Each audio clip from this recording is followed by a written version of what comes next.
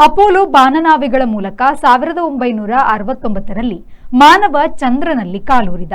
ಅದು ಮುಗಿದ ಕಥೆಯಾಗಿ ಈಗ ಆರ್ಟೆಮಿಸ್ ಯೋಜನೆ ಜಾರಿಯಲ್ಲಿದೆ. 1969ರ ನಾಸಾ ದನಿ ನಾವು ಅಪೋಲೋ 11ರ ಮೂಲಕ ಮಾನವನನ್ನು ಚಂದ್ರನಲ್ಲಿ ಇಳಿಸಿದೆವು.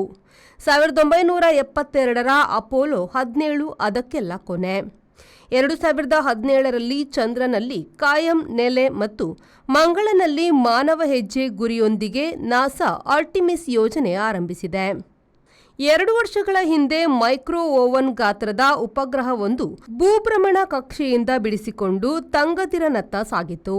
ಇದು ಚಂದ್ರನಲ್ಲಿ ಮತ್ತೆ ಗಗನಯಾನಿಗಳನ್ನು ಇಳಿಸುವ ನಾಸಾದ ಹೊಸ ಪ್ರಯೋಗ ಯೋಜನೆಯಾಗಿದೆ.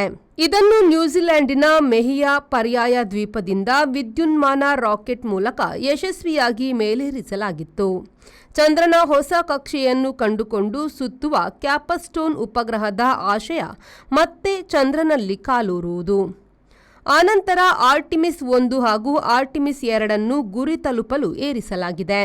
Every action has a multiple reactions in an industry. Safety is what comes first, and that is what we provide. Induscare Equipments, manufacturers and suppliers of industrial safety equipments. We provide safety equipments like gloves, masks, safety helmets, earplugs, safety belts, safety shoes, gumboots, safety goggles, industrial and medical coveralls, fire protection and arc flash suits, road safety equipments, and all industrial fire and safety accessories. Your safety is our priority. Induscare Equipments, KVSS Bank Building, Koolur, Mangaluru. Call 0824 2458 754.